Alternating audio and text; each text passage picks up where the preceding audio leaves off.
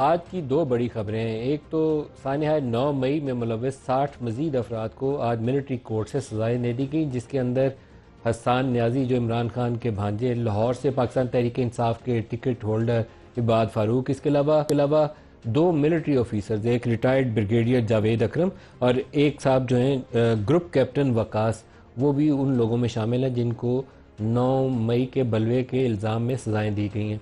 60 अफराद मजीद, इसका मतलब है कि 25 पहले और 60 ये मजमूई तौर पर 85 अफराद हो गए जिनको सजाएं दी गई हैं। और ऐसे मौके पर सजाएं दी गई हैं जब यूरोपियन यूनियन, अमेरिका और बरतानिया की जानब से इसको इंसानी हकूक़ की खिलाफ वर्जी करार दिया गया था कि फ़ौजी अदालतों से सज़ा का अमल शफाफियत से आरी होता है। और यूरोपियन यूनियन के स्टेटमेंट के अंदर एक और भी सख्त बात यह थी कि पाकिस्तान को जो तजारती सहूलत हासिल है GSP+ की शक्ल में, उसके लिए भी हमने एक दस्तखत किए हुए माहदे के ऊपर कि जो ट्रांसपेरेंसी का तकाजा करता है और इंसानी हकूक़ की पासदारी का मुतालबा करता है, वो भी उन्होंने पैरा अंदर कोट किया हुआ है। तो आइंदा आने वाले दिनों में क्या ये मामला खुश उसलूबी से आगे बढ़ेगा या बैनुल अक़वामी दबाव का सामना करना पड़ेगा?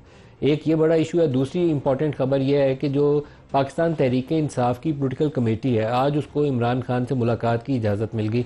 कई हफ्तों से ये मामला आगे पीछे चल रहा था। आज अली मीन गंडापुर पहले गए और उनकी 1-on-1 मुलाकात कुछ देर जारी रही। बाकी क़यादत को अंदर फौरी तौर पर दाखिले की इजाज़त नहीं मिली, लेकिन जैसे ही इजाज़त मिली तो फिर सलमान रकम राजा, असद कैसर, साहिबजादा हामिद रजा, उमर अयूब और रास नासिर जो थे, ये सब लोग अंदर गए और वहाँ जाकर इमरान खान से मुख्तलिफ मौज़ूआत के ऊपर, सियासी मौज़ूआत के ऊपर गुफ्तगू भी हुई, जिसमें हुकूमत के साथ बातचीत का अमल आगे कैसे बढ़ाना है। और बाहर निकल कर उसके हवाले से फिर पाकिस्तान तहरीक इंसाफ ने कहा कि 31 जनवरी डेडलाइन होगी इस बातचीत के अमल को मुकम्मल करने के लिए। तो ये दोनों जो मौज़ूआत हैं आज के प्रोग्राम में हम इसको डिस्कस करेंगे।